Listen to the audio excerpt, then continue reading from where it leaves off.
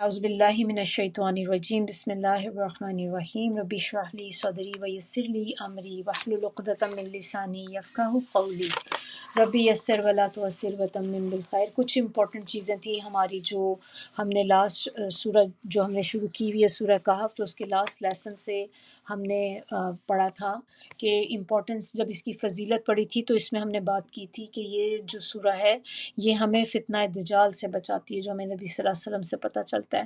تو اس میں یہ بہت امپورٹنٹ ہے کہ ہم نے ابھی سٹارٹ ہی کی ہے تو ہمیں یہ بھی پتہ ہونا چاہیے کہ دجال کے بارے میں کچھ انفارمیشن ہونی چاہیے ہمیں، تو وہ آج ہم اس پہ تھوڑا سا ڈسکس کریں گے کہ ہمیں پتہ تو ہو کہ جس دشمن سے ہم بچنے کی تیاریاں کر رہے ہیں تو وہ دشمن ہے کون ہمارا۔ جتنا زیادہ آپ اپنے دشمن کو جانیں گے اتنا ہی زیادہ آپ اس سے اپنی پروٹیکشن کر سکتے ہیں۔ تو اس میں کچھ احادیث ہیں جو میں آپ کے ساتھ شیئر کروں گی، اور یہ احادیث اگین جو ہم نے نماز کا سلسلہ شروع کیا ہوا ہے تو یہ اسی کی سیریز میں سے ایک بک ہے جو محمد اقبال کیلانی کی کتابیں ہیں۔ اس کا نام ہے علامات قیامت کا بیان۔ تو آپ میں سے اگر کسی کے پاس بھی ہو تو نیکسٹ ٹائم آپ اس کو اپنے ساتھ رکھیں کہ انشاءاللہ اس میں سے بھی ہم جو ہے تھوڑی تھوڑی احادیث ساتھ ساتھ کریں گے۔ تو آج ہم اس کے بارے میں اس میں سے دجال کے بارے میں پڑھتے ہیں۔ تو سب سے پہلے آپ لوگوں کے ساتھ میں یہ شیئر کروں گی اس میں حدیث جس میں نبی صلی اللہ علیہ وسلم کہتے ہیں، یہ حضرت عائشہ سے روایت ہے، حضرت عائشہ رضی اللہ کہتی ہیں کہ آپ صلی اللہ علیہ وسلم نماز میں درود پاک پڑھنے کے بعد، جب ہم تشہد میں ہوتے ہیں نا تو درود ابراہیمی پڑھتے ہیں، تو درود پڑھنے کے بعد یہ دعا مانگا کرتے تھے، اور یہ دعا جو ہے میں نے آپ لوگوں کے ساتھ گروپ میں شیئر کر لی ہے، آپ وہاں سے دیکھ کر آپ اس کو کاپی بھی کر سکتے ہیں، پرنٹ کر سکتے ہیں۔ آپ میں سے میجورٹی آئی ایم شور کہ آپ لوگوں کو یاد ہی ہوگی کیونکہ ہم اس کو نماز میں پڑھتے ہیں، اور اگر آپ کو نہیں پتہ تو یہ کہ آپ اس کو اب وہاں سے دیکھ کر یاد کر لیں، کیونکہ نبی صلی اللہ علیہ وسلم یہ پڑھے بغیر سلام نہیں پھیرا کرتے تھے۔ تو یہ والی جو ہے یہ جو تھوڑی سی فرق ہے جو یہاں پر انہوں نے ہمیں دعا بتائی ہے، ویسے تو پوری بالکل ویسی ہے، اینڈنگ تھوڑی سی اس کی فرق ہے، اور یہ بھی میں آپ لوگوں کے سامنے پڑھ دیتی ہوں۔ اللہم انی اعوذ بک من عذاب القبر و اعوذ بک من فتنۃ المسیح الدجال و اعوذ بک من فتنۃ المحیا والممات، اللہم انی اعوذ بک من الماثم والمغرم۔ تو یہ تھوڑا سا اینڈنگ پارٹ فرق ہے، جس میں معصمی جو ہے اس کا مطلب ہوتا ہے گناہ، اور مغرمی کا مطلب ہے قرض سے۔ تو اے اللہ تعالیٰ موت کے ہمیں گناہ سے اور قرض سے نجات دلا۔ تو یہ مجھے دعا ملی نہیں، ویسے میں اس کو ڈھونڈ رہی تھی، انشاءاللہ مجھے جیسے ہی سرچ کروں گی دوبارہ ملی تو میں آپ لوگوں کے ساتھ یہ والی دعا بھی شیئر کر لوں گی۔ لیکن جو دعا میں نے آپ کے ساتھ شیئر کی ہے نبی صلی اللہ علیہ وسلم وہ دعا جو تھی نماز میں سلام پھیرنے سے پہلے پڑھا کرتے تھے۔ تو انشاءاللہ اگر نہیں آپ لوگ پڑھتے تو آج سے اس کو شروع کر دیں۔ پھر ایک اور اس میں پروٹیکشن، اس کا پیج نمبر 220 پہ ہے، پیج نمبر 220 پہ، اور اس میں اگلا جو پروٹیکشن کے لیے ہمیں بتائی گئی جو ہم نے پہلے بھی دیکھی تھی کہ سورہ کہف کی پہلی 10 آیات یاد کرنے والا شخص بھی فتنہ دجال سے محفوظ رہے گا۔ ابو دردہ سے روایت ہے کہ نبی صلی اللہ علیہ وسلم نے فرمایا جس نے سورہ کہف کی پہلی 10 آیات یاد کر لیں وہ فتنہ دجال سے بچا لیا گیا۔ اب ہم دیکھتے ہیں یہ دو تھیں چیزیں جو پروٹیکشن میں آ جاتی ہیں، اب ہم اس کا دیکھتے ہیں کہ مسیح دجال کے بارے میں تھوڑا سا ہم جانیں کہ وہ ہے کیا چیز۔ تو یہاں پر ہمیں اب جو پتہ چل رہا ہے کہ احادیث سے ہی ہم دیکھیں گے تو ہر چیز جو ہے وہ اوتھینٹک ہے، جو ہمیں نبی صلی اللہ علیہ وسلم سے ہی پتہ چلتی ہے۔ تو مسیح الدجال کا ظہور ہونا، یعنی کہ جب وہ ظاہر ہوگا، تو اس میں سب سے پہلے ہم مسیح کو دیکھ لیں کہ دجال کو مسیح کیوں کہا جاتا ہے۔ مسیح کے معنی عربی زبان کے اندر جو ہیں اس کے مختلف معنی ہیں، اور امپورٹنٹ ہے اگر آپ لوگ نالج کے لیے لکھنا چاہتے ہیں تو آپ لکھ لیں۔ تو اس کے معنی ہیں مسیح کے کسی چیز کو پوچھنے والا، اور اس میں کیا ہوتا ہے کسی چیز پر ہاتھ پھیرنے والا، کسی بیماری کے لیے عافیت کی دعا کرنے والا، بہت زیادہ سچ بولنے والا، بہت زیادہ سفر کرنے والا، اور یہ ورڈ حضرت عیسیٰ علیہ السلام کے لیے بھی استعمال ہوتا ہے۔ اب آپ لوگوں کو یہ اب سوچیں تھوڑا سا کہ ہم تو نبی صلی اللہ علیہ وسلم نبی کہہ رہی ہوں حضرت عیسیٰ علیہ السلام کے بارے میں بھی کہتا ہے نا کہ مسیح ہیں، تو مسیح اور وہی مسیح جو ہے دجال کے لیے بھی آتا ہے، تو اس کے معنی دونوں کی ڈیفرنٹ ہیں۔ جب عیسیٰ علیہ السلام کے لیے آئے گا تو وہ یہ ساری چیزیں جو میں نے آپ کو بھی بتائیں یہ عیسیٰ علیہ السلام کے لیے ہیں۔ اسی طرح مسیح کے کچھ دوسرے معنی بھی ہیں، جیسے آنکھ کا کانا، بہت زیادہ جھوٹ بولنے والا، بہت زیادہ سفر کرنے والا۔ پھر اس میں ہے دجال کو مسیح انہی معنی میں کہا گیا ہے، تو جو دجال کے معنی میں جب دجال کے ساتھ مسیح آتا ہے تو اس کے معنی یہ ہوں گے جو میں نے ابھی آپ کو بتایا کہ آنکھ سے کانا ہوگا، بہت زیادہ جھوٹ بولنے والا، بہت زیادہ سفر کرنے والا۔ جبکہ عیسیٰ علیہ السلام والے جو تھے جو میں نے پہلے بتائے ہیں آپ کو وہ ان کے ساتھ ایسوسیٹ ہوتے ہیں۔ اب دجال کا ورڈ دیکھ لیتے ہیں کہ دجال کے معنی کیا ہوتے ہیں۔ اس کے معنی ہی جو ہیں وہ یہ ہیں کہ بہت زیادہ جھوٹ بولنے والا یا بہت زیادہ فریب دینے والا، اور یہی وہ کام ہے جو ایگزیکٹلی وہ کرے گا آ کر۔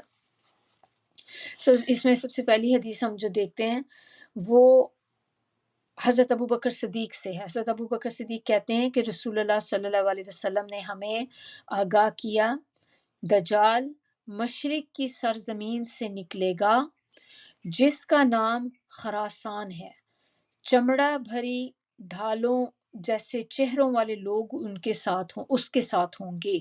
یہ ابن ماجہ کی روایت ہے، اور اس سے کہتے ہیں کہ یہ مراد جو ہے نا کہ چمڑا بھری ڈھالوں والے چہرے جو ہوں گے، یہ کہتے ہیں کہ اس سے مراد ہے کہ ان کے چہرے جو ہیں گوشت سے پر ہوں گے، جیسے بھرے ہوئے چہرے، بھاری بھاری موٹے موٹے چہرے جیسے ہوں گے نا، چہرے چپٹے اور گوشت سے پر جو ہوں گے، وہ اس طرح کے لوگ مراد ہیں اس سے۔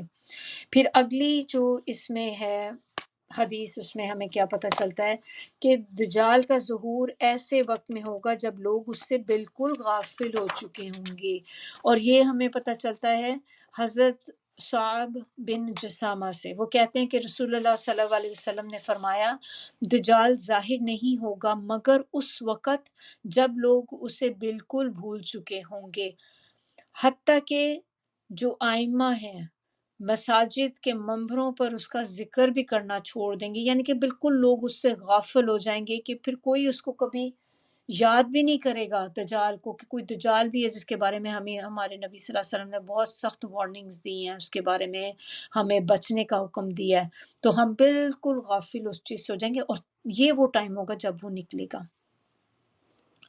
اسی طرح اگلی حدیث ہے جو حضرت حفصہ سے ہے، وہ کہتی ہیں کہ رسول اللہ صلی اللہ علیہ وسلم نے فرمایا دجال کا لوگوں کے سامنے نکلنے کا پہلا سبب اس کا غصہ ہوگا جو اس کو غضبناک بنا دے گا۔ یہ مسلم نے روایت کیا اس کو۔ پھر اب ہم دیکھ لیتے ہیں کہ دجال ہے کہاں پر۔ تو دجال جو ہے اس کے بارے میں کہتے ہیں حضرت فاطمہ بنت قیس رضی اللہ کہتی ہیں کہ ایک رات رسول اللہ صلی اللہ علیہ وسلم عشاء کی نماز کے لیے دیر سے تشریف لائے اور فرمایا مجھے تمیم داری، یعنی کہ ایک عیسائی عالم جو بعد میں مسلمان ہو گئے تھے، ان کی باتوں نے روک لیا، اور وہ مجھ سے کہہ رہا تھا، تمیم نے ایک آدمی کے حوالے سے مجھے بتایا، یعنی کہ نبی صلی اللہ علیہ وسلم کہتے کہ انہوں نے ایک آدمی کے حوالے سے مجھے یہ بات بتائی کہ ایک آدمی سمندر کے کسی جزیرے پر کشتی کے سمندری طوفان میں پھنس جانے کی وجہ سے پہنچ گیا، جہاں اسے ایک عورت ملی جو اپنے بالوں کو کھینچ رہی تھی۔ اس آدمی نے اس عورت سے پوچھا کہ تو کون ہے؟ عورت نے جواب دیا میں دجال کی جاسوس ہوں، تو ذرا اس محل کی طرف آ۔ میں اس محل میں چلا گیا، وہاں میں نے ایک آدمی کو دیکھا جو بالوں کو کھینچ رہا تھا، اور وہ جو تھا رسیوں سے، سنگلوں سے جکڑا ہوا تھا، اور وہ زمین اور آسمان کے درمیان اچھل کود کر رہا تھا۔ میں نے پوچھا تو کون ہے؟ اس آدمی نے جواب دیا میں دجال ہوں۔ پھر دجال نے پوچھا کیا امیوں کے نبی ظاہر ہو گئے؟ امی کن کو کہتے ہیں؟ امی ان پڑھ لوگوں کو کہتے ہیں نا، تو یہ زیادہ تر جو تھے وہاں پر جو وہ جو ہوتے ہیں لوگ، ان کو کیا کہتے ہیں، بدو لوگ تھے نا، عربی جو لوگ تھے، تو انہوں نے پوچھا کہ کیا، اس نے پوچھا کہ کیا ان کے نبی ظاہر ہو گئے؟ تو اس آدمی نے جواب دیا ہاں۔ تو دجال نے پوچھا لوگوں نے اس کی اطاعت کی ہے یا نافرمانی کی ہے؟ تو اس آدمی نے کہا اطاعت کی ہے۔ تو دجال نے کہا یہ ان کے لیے اچھا ہے۔ یہ ابو داؤد سے روایت ہے۔ اسی طرح حضرت فاطمہ بنت قیس کہتی ہیں کہ رسول اللہ صلی اللہ علیہ وسلم نے فرمایا آگاہ رہو، دجال شام یا یمن کے سمندر میں موجود ہے۔ پھر فرمایا کہ نہیں بلکہ وہ مشرق کی طرف ہے، وہ مشرق کی طرف ہے، وہ مشرق کی طرف ہے۔ یہ 3 دفعہ کہنے کے بعد نبی صلی اللہ علیہ وسلم نے اپنے ہاتھ مبارک سے مشرق کی طرف اشارہ کیا۔ یہ مسلم کی روایت ہے۔ اب یہ کہ ہم دیکھیں کہ دجال کون ہے، تھوڑا سا دیکھ لیتے ہیں کہ دجال ہے کون۔ دجال مدینے کے یہودی گھرانے میں پیدا ہونے والا صاف دجال ہے، جو پہلے اسلام لایا مگر بعد میں مرتد ہو گیا۔ حضرت ابو سعید خدری کہتے ہیں کہ ابن سعید نے مجھ سے کچھ باتیں کی جن کی وجہ سے مجھے اسے برا کہنے میں شرم محسوس ہوئی۔ کہنے لگا میں نے اپنے بارے میں لوگوں سے معذرت کی کہ میں دجال نہیں ہوں، لیکن اے اصحاب رسول معلوم نہیں تمہیں میرے بارے میں کیا گمان ہو گیا؟ کیا رسول اللہ صلی اللہ علیہ وسلم نے نہیں فرمایا کہ دجال یہودی ہوگا اور میں تو مسلمان ہوں؟ رسول اللہ صلی اللہ علیہ وسلم نے فرمایا کہ دجال کی اولاد نہیں ہوگی اور میری اولاد ہے۔ آپ صلی اللہ علیہ وسلم نے فرمایا کہ اللہ تعالیٰ نے دجال کا مکہ میں داخل ہونا حرام کیا ہے اور میں نے تو حج کیا ہے۔ وہ ایسی باتیں کرتا رہا، قریب تھا کہ میں اس کی باتوں پر یقین کر لیتا، لیکن ساتھ ہی اس نے کہا واللہ میں اچھی طرح جانتا ہوں دجال اس وقت کہاں ہے، اس کے ماں باپ کو پہچانتا ہوں۔ لوگوں نے ابن سعید سے پوچھا تجھے پسند ہے کہ تو ہی دجال ہو؟ کہنے لگا اگر مجھے بنایا جائے تو میں ناپسند نہیں کروں گا۔ یہ مسلم کی روایت ہے۔ اسی طرح حضرت عبداللہ بن مسعود کہتے ہیں کہ ہم رسول اللہ صلی اللہ علیہ وسلم کے ساتھ تھے کہ ہمارا گزر بچوں سے ہوا جن میں ابن سیاد بھی تھا۔ تمام بچے بھاگ گئے لیکن ابن سیاد بیٹھا رہا۔ آپ صلی اللہ علیہ وسلم کو یہ بات بری لگی۔ آپ صلی اللہ علیہ وسلم نے فرمایا تیرے ہاتھ غبار آلود ہوں، کیا تو گواہی دیتا ہے کہ میں اللہ کا رسول ہوں؟ وہ بولا نہیں۔ پھر ابن سیاد کہنے لگا کہ کیا تو یعنی کہ حضرت محمد صلی اللہ علیہ وسلم گواہی دیتا ہے کہ میں اللہ کا رسول ہوں؟ حضرت عمر جو آپ کے ساتھ تھے انہوں نے کہا یا رسول اللہ مجھے اجازت دیں کہ میں اس سے قتل کر دوں اس کے مرتد ہونے کی وجہ سے۔ رسول اللہ صلی اللہ علیہ وسلم نے فرمایا اگر یہ وہی ہے جس کا تجھے شک ہے، یعنی کہ یہ دجال، اگر آپ کو شک یہ ہے کہ یہ دجال ہے تو پھر تو اسے قتل نہیں کر سکتا، اور اگر کوئی اور ہے تو پھر اسے قتل کرنے کا کوئی فائدہ نہیں ہے۔ یہ صحیح مسلم کی روایت ہے۔ یہاں تک اس کو ہم ختم کرتے ہیں، پھر انشاءاللہ اگلی کچھ آیات کہہ رہی ہیں اس کے بارے میں جو حدیث ہیں، کیونکہ یہ تھوڑا لمبا ٹاپک ہے تو تھوڑی تھوڑی کر کے اس کو بھی ہم کریں گے، تو انشاءاللہ بقیہ اس کی جو چیز ہے وہ ہم نیکسٹ کلاس کے ساتھ اس کو کریں گے۔ سبحانک اللہم و بحمدک نشہد ان لا الہ الا انت نستغفرک و نتوب الیک۔ سبحان ربک رب العزت عما یصفون وسلام علی المرسلین والحمد للہ رب العالمین۔ ربنا تقبل منا انک انت السمیع العلیم وتب علینا انک انت التواب الرحیم۔ السلام علیکم ورحمۃ اللہ وبرکاتہ۔